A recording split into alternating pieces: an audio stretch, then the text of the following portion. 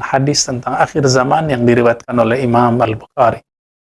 Satu kali Imam Al-Bukhari meriwayatkan dalam Sahih Bukhari dari Sayyidina Abi Hurairah radhiyallahu taala anhu, anna Nabi sallallahu alaihi wasallam qala la taqumu sa'ah hatta yataqarrab az-zaman.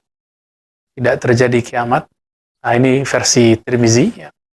Sedangkan versi Imam Bukhari hanya dikatakan yataqarrabuz zaman. Tidak terjadi kiamat sampai waktu terasa dekat. Dalam riwayat Imam Tirmizi diperjelas, ditafsil, as-sanah kasyahr, asy-syahru kal-usbu' wal-usbu' kal-yawm. Setahun terasa sebulan, sebulan terasa seminggu, seminggu terasa sehari, bahkan sehari terasa seperti percikan api. Begitu ditafsir, dirinci oleh murid Imam Bukhari, yaitu Imamuna At-Tirmizi. Di riwayat Imam Bukhari ini coba disebutkan yataqarabuz zaman.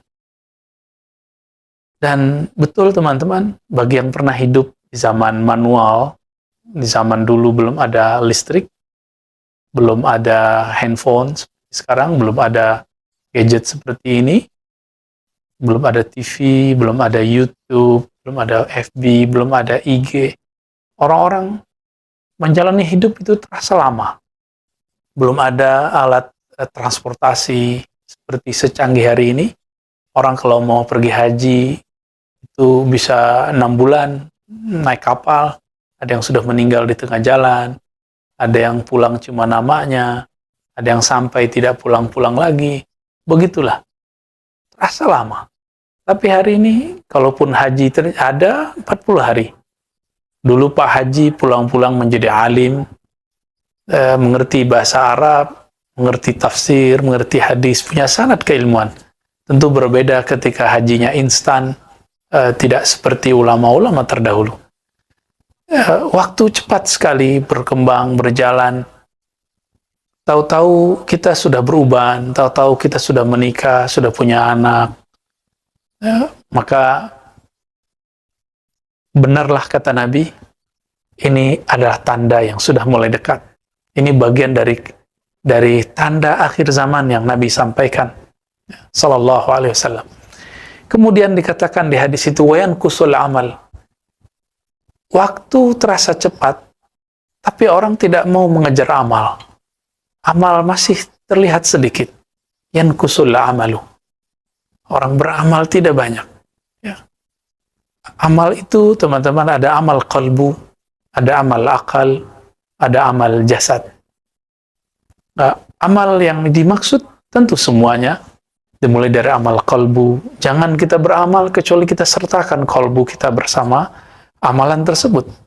Jangan berdoa kecuali qalbu kita menghadap kepada keindahan, kehaibahan, kehebatan Allah Subhanahu wa Ta'ala. Karena Allah tidak memandang kecuali qalbu yang menghadap kepadanya. Dan qalbu itu punya dua karakter, sebagaimana dikatakan oleh Imam Athaillah As-Sakandari. Ada karakter iqbal, memandang, menghadap, patuh kepada Allah, tawajjuh kepada pencipta langit dan bumi. Ada yang membangkang, menghindar, disebut idbar. Idbar artinya dia membelakangi, membangkang daripada Allah Subhanahu wa Ta'ala. Dan betullah apa yang kata Nabi sallallahu alaihi wasallam.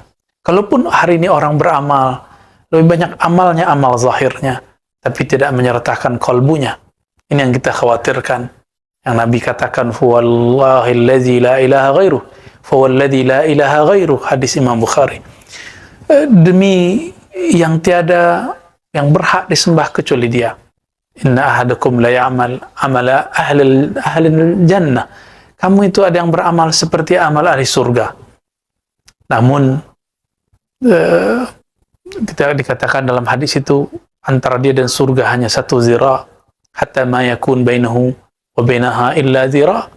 Hanya seperti sejengkal. Fa yasbiqu alal kitab. Tapi Alkitab telah menentukan bahwa dia tidak menyertakan hatinya, lebih kurang begitu jika dia maknai. Sehingga ketika orang menua atau sakit parah, tubuhnya sakit, jiwanya kosong, maka kekosongan jiwa ini yang akan membuat buruk di akhirnya. Maka ini yang kita sebut su'ul khatimah. Lain dengan orang yang ketika ibadahnya sedikit, tapi dalam sedikit itu dia menyertakan dirinya, menyertakan kolbunya bersama Allah Subhanahu wa Ta'ala. Inilah yang dikatakan Nabi ketika ditanya, apakah amal paling mulia wahai Rasulullah? Rasulullah mengatakan, al-imanu billah, yaitu amal hati, yakin percaya kepada Allah. Maka orang yang yakin kepada Allah, salat 2 rakaat salat sunnah, itu lebih utama daripada orang yang masih meragukan tentang kehebatan Allah, tentang keajaiban Allah, tentang kekuasaan Allah, walaupun dia salat 1000 rakaat, bahkan 1000 tahun. Sahabat-sahabat yang dimuliakan Allah, lalu dikatakan di situ, wa yakthurul haraj. Banyaklah nanti haraj. Apa arti haraj? Sahabat pun bertanya. Ternyata haraj bukanlah bahasa Arab Mekah dan Madinah. Ternyata ini bahasa Arab orang Habasyah, Ethiopia. Jadi ternyata dari dulu Arab ini banyak ragamnya. Apa kata Nabi? Nabi menguasai banyak bahasa. Al-haraj yai al-qatl. Banyak kematian, pembunuhan. Qatl artinya kematian disebabkan karena pembunuhan. Teman-teman yang melakukan Allah, ketika kita membaca hadis ini, maka terbayang oleh kita bahwa di akhir zaman nanti, ketika waktu sudah cepat, amal sudah berkurang, ada satu yang akan terjadi di masa depan, yaitu banyak pembunuhan. Kita tidak tahu dan kita tidak mau mencocok logikan, karena ini sudah masalah global, bukan masalah cuma di negeri kita. Maka teman-teman, mari berpikir jernih, jangan berpikir konspiratif yang tidak sahih. Karena berpikir konspiratif itu ada teorinya, ada pendekatannya, ada mazhab dan alirannya, ada metodologinya, ada approach-nya, dan kita tidak sembarangan. Karena konspirasi ini jika tidak sahih, dia akan meracuni cara berpikir. Dan kami boleh mengatakan bahwa teori konspirasi jika kita ambil, ini akan berakibat kepada suuzon yang tidak bertempat. Maka hati-hati dengan konspirasi, harus bertanya kepada sang ahli. Konspirasi itu ada, tapi jangan asal ambil dari mana-mana. Sahabat-sahabat yang melakukan Allah, kita diajarkan untuk tidak mengikuti zan. Iyattabi'una illa zan. Tidaklah mereka mengikuti kecuali hanya zan. Apa arti zan? Asumsi-asumsi, opini-opini. Teman-teman, maka kepada para da'i, siapapun yang dengan hati yang paling dalam, hati yang paling jernih, dengan kerendahan hati juga, teman-teman para da'i, tolong jangan sampaikan suatu bahan pikiran yang masih bersifat opini. Karena opini cukup jadikan konsumsi pribadi atau jadikan obrolan internal kita. Jangan kemudian dikhutbahkan, diajarkan.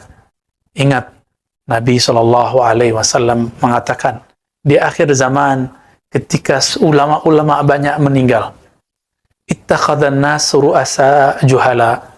Orang-orang banyak mengambil pemimpin, figur-figur ulama-ulama yang juhala, yang mereka tidak mengerti ilmu, yang mereka mengikuti asumsi dan opini. Lalu dikatakan, mereka dimintakan fatwa. Lalu fa'aftau, lalu mereka berfatwa. Fadallu wa adallu, mereka sesat dan menyesatkan orang. Kami minta ampun kepada Allah, memohon kepada Allah, semoga lisan ini tidak terjebak, tidak tergelincir ke arah sana. Dan kita berdoa juga semoga ulama-ulama kita, guru-guru kita, masyaikh kita, kiai-kiai kita dijaga oleh Allah Subhanahu wa Ta'ala agar tidak terjebak kepada asumsi dan opini. Teman-teman yang melakukan Allah, tadi di awal kita mengatakan bahwa Imam Bukhari menulis dalam kitabnya Sahih Bukhari, Kitabul Fitan, bab tentang fitnah akhir zaman. Imam Muslim juga demikian menulis dalam Sahih Muslim, Kitabul Fitan wa Asyaratus Sa'ah, bab tentang kekacauan huru-hara akhir zaman dan tanda-tanda kiamat. Hadis yang disampaikan tidak jauh berbeda. Berbedanya cuma dalam pengumpulan dan periwayatan beberapa hadis yang mungkin tidak banyak disebutkan di Bukhari, lalu kemudian diperdalam dalam hadis Imam Muslim. Ya. Teman-teman yang melakukan Allah, ini zaman bukan, jangan dibayangkan lagi ini adalah zaman yang sederhana, masa yang akan kembali seperti dahulu kembali. Tidak, ini sudah masalah global, ini bukan masalah Indonesia saja, ini bukan masalah negara tetangga saja, ini masalah semua negara. Maka Nabi mengatakan, isbiru hatta talqawni alal haut. Sabarlah kamu, bertahanlah kamu, sampai kamu bertemu aku nanti di haut, telaga Nabi sallallahu alaihi wasallam. Namun kita tidak mau sabar. Kita suka beropini, suka mengkritik yang tidak tepat. Kita mengkritik tapi isinya mencaci. Ketika mencaci, isinya kemudian menyudutkan. Dan seorang muslim tidak akan melakukan itu tentunya. Sibabul muslim fusuk. Mencaci sesama muslim adalah kefasikan. Wa qitaluhu kufrun. Wa qitaluhu kufrun, membunuhnya adalah sebuah kekufuran. Teman-teman dimakan Allah, sahabat dimakan Allah, akidah Ahlussunnah mengenai akhir zaman, tentang peristiwa akhir zaman, ini sudah digariskan dengan jelas di dalam rukun iman. Rukun iman kita yang kelima adalah percaya kepada hari akhir. Sebelum hari akhir itu, teman-teman, ada yang disebut asyaratus sa'ah. Nah, di dalam Al-Quran dan Sunnah, Nabi menyebut akhir zaman ataupun kiamat dengan sebutan beragam. Kadang disebut as-sa'ah. Sa'ah dalam artian waktu, time. Juga berarti al-qiyamah, berdirinya suatu kejadian. Juga disebut dengan al-waqi'ah, kejadian besar. Juga disebut dengan istilah yang rumit ya, al-fitan ya. Ada zalazil dan segala macam, namanya sangat banyak. Untuk masuk ke arah sana, kita menemukan hadis-hadis yang beragam, dan Nabi SAW menyampaikannya dalam waktu-waktu tertentu. Sahabat-sahabat meriwayatkan, lalu dikumpulkan oleh para ahli hadis.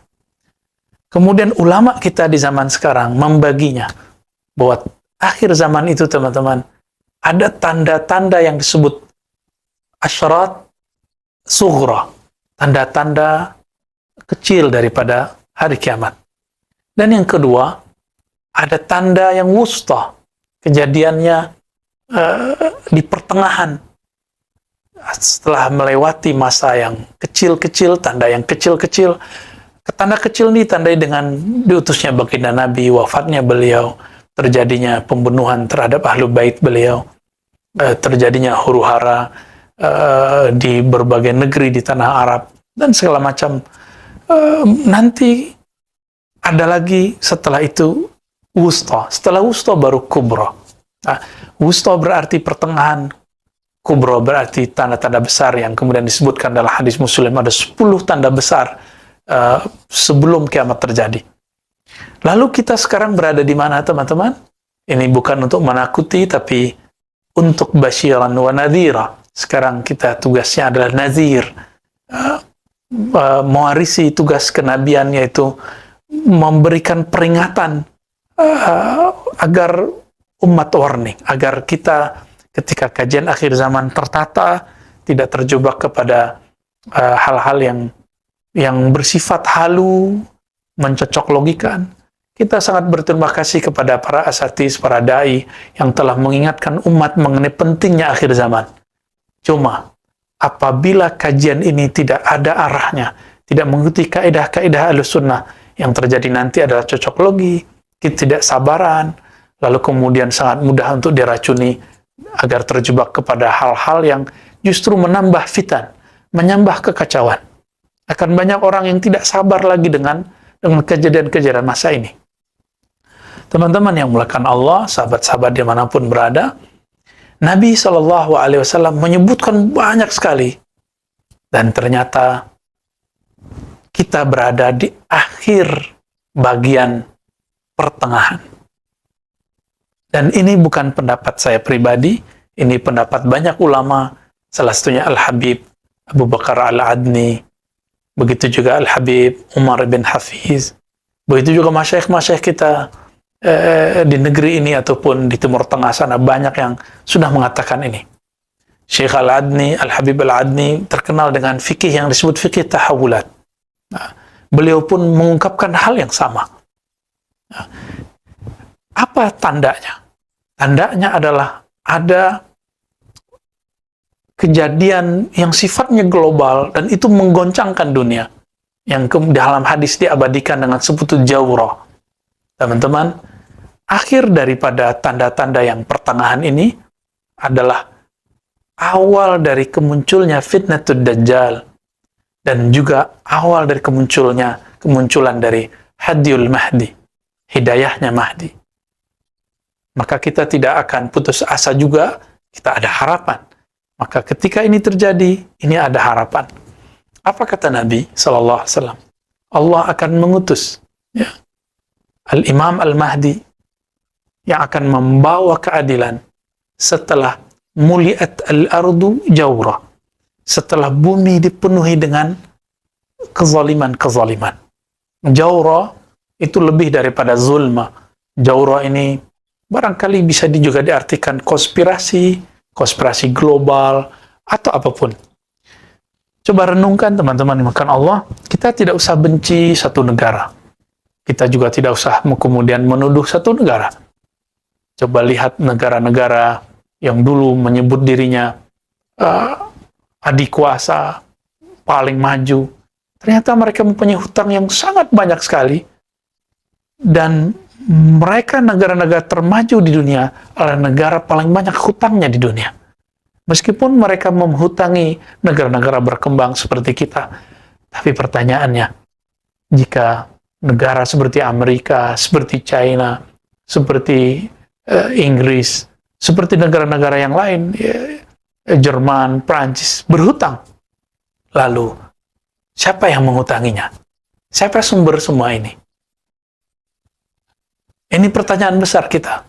Berarti memang ada di luar gerakan negara-negara bagian yang kemudian mereka campur tangan di situ. Namun, lagi-lagi, karena teori konspirasi ini banyak zon dan wahamnya, banyak asumsinya, kita menghindari itu. Kita jalani aja, dan kita harus menemukan hadiyul mahdi. Jejak-jejak, tanda-tanda kemunculan hidayah nur Imam akhir zaman, Al-Imam Al-Mahdi. Yang di dalam hadis Nabi, terutama Imam Abu Daud meriwayatkannya sampai 9 riwayat, dan hadisnya dapat dikatakan saling menguatkan satu sama lainnya. Teman-teman yang melakukan Allah, apabila ini adalah masa jawrah, apa arti jawr? Kezaliman yang merata di muka bumi, maka kabar buruknya ini disebut fitnatud dajjal. Ini adalah awal dari kekacauan yang disebutkan oleh Dajjal. Apa arti Dajjal? Dajjal adalah sosok yang pembohong. Baiknya adalah buruk, buruknya adalah baik. Benarnya adalah dusta, dustanya adalah benar. Sehingga kita bingung mana yang benar, mana yang tidak benar. Kecuali Allah memberikan hidayah ke dalam kalbu, orangnya tidak akan terjebak kepada hoax. Namun teman-teman, ada sosok lain yaitu kemunculan Al-Imam Al-Mahdi. Al-Mahdi artinya orang yang diberi hidayah, yang digaidan oleh Allah Subhanahu wa Ta'ala. Jika fitnatud dajjal sudah mulai merajalela, memenuhi bumi, coba lihat hari ini teman-teman. Meskipun kita tidak mengikuti teori konspirasi global, tapi coba lihat apakah ada satu negara sekarang yang tidak terdampak oleh virus yang kita sebut COVID? Tentu tidak ada. Bolehlah kita katakan, silakan ahli ekonomi berbicara sisi ekonomi, ahli kesehatan berbicara kesehatan, ahli kimia berbicara versi kimia. Kenapa kami tidak boleh berbicara versi kami? Kita juga berbicara versi yang diriwayatkan oleh Nabi kita, Nabi Muhammad SAW. Dan ini bukan untuk diadu-adu, tapi ini untuk saling melengkapi. Karena ilmu pada dasarnya dari Allah Subhanahu wa Ta'ala, semuanya bersumber darinya, tinggal kita menemukan clue-clue kebenaran yang ada di dalamnya. Nah, kami menyebut bahwa inilah masa yang disebut dalam hadis Nabi, muliat al-ardu jawrah.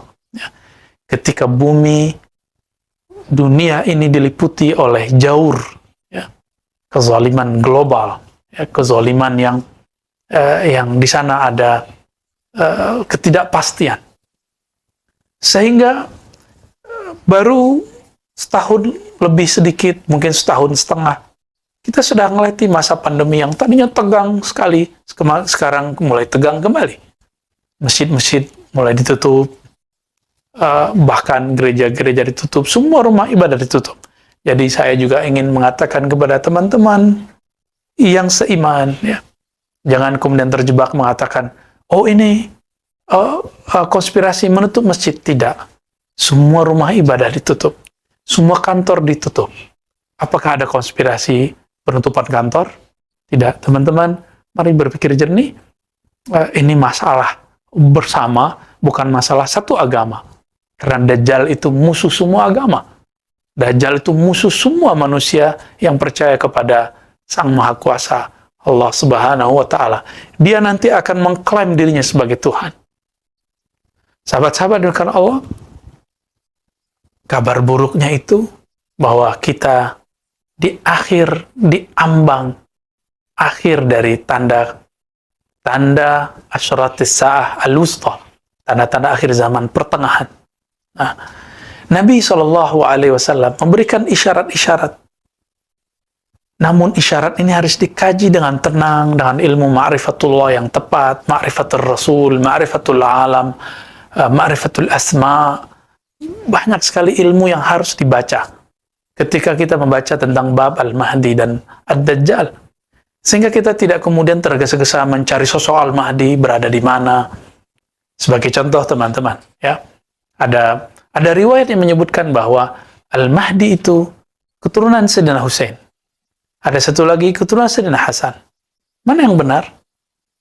Kalau kita tidak memahaminya dengan metode ulama-ulama ahli usul fiqih dengan baik, yang terjadi kita akan mengambil salah satunya dan menolak yang lain.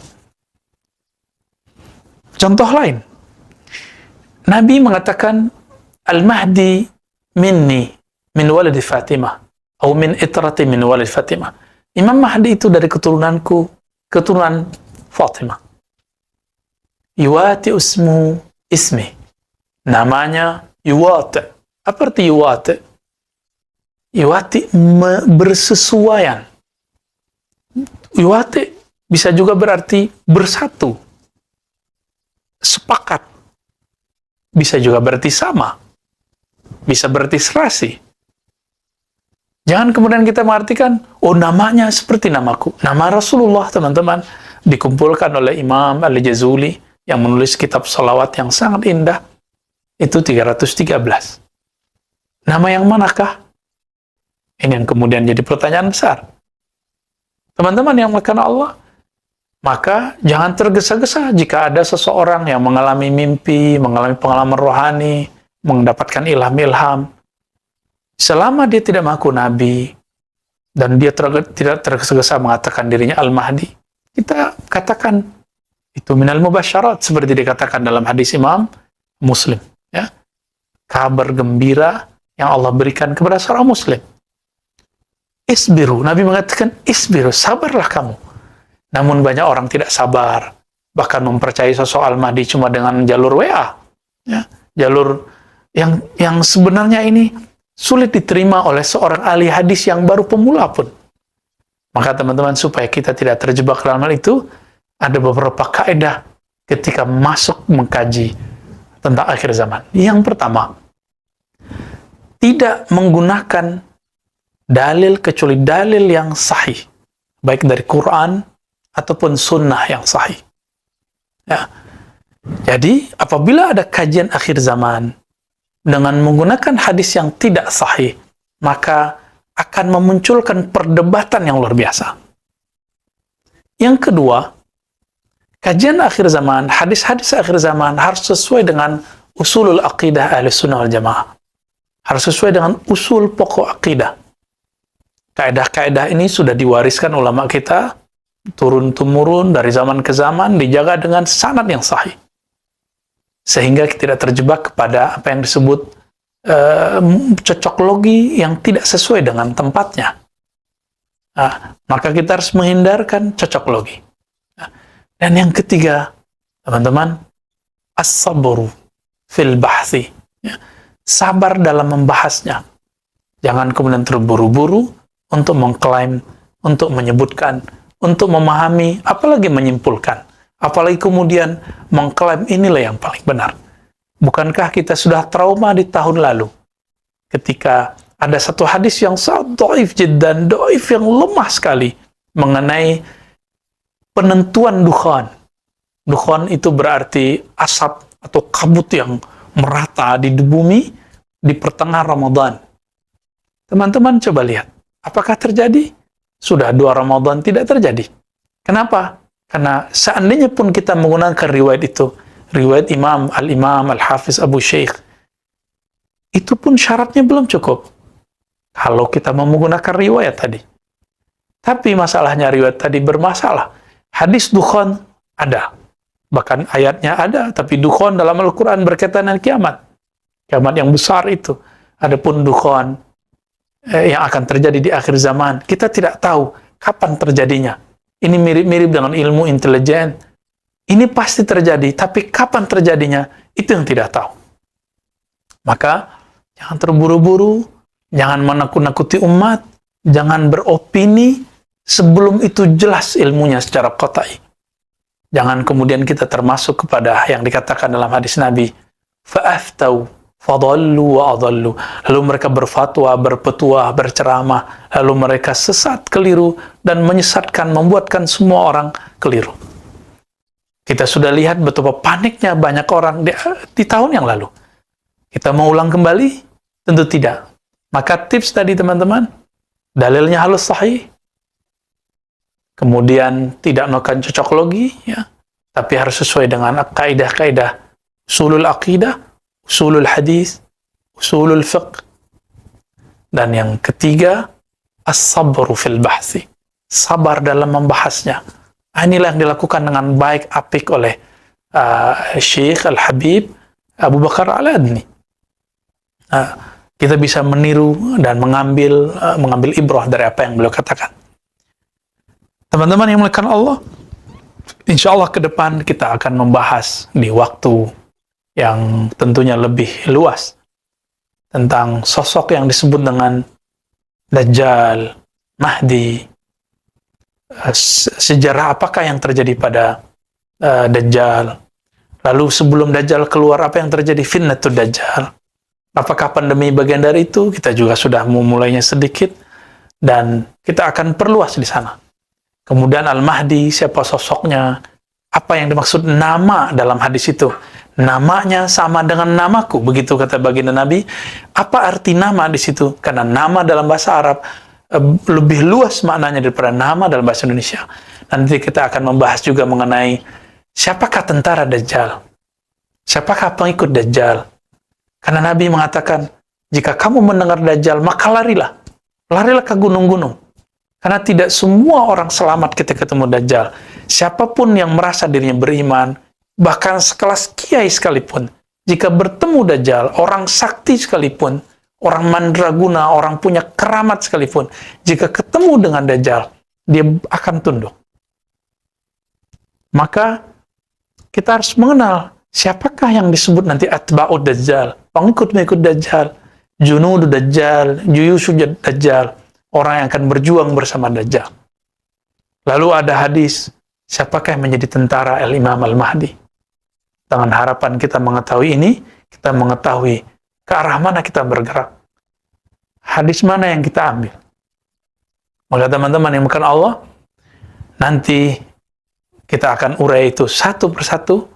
Insya Allah, kita minta kepada Allah SWT, ayyasir lana al-umur kullaha. Semoga Allah memudahkan niat-niat kita tersebut dan kita terhindar daripada zallat wad dalal, ya.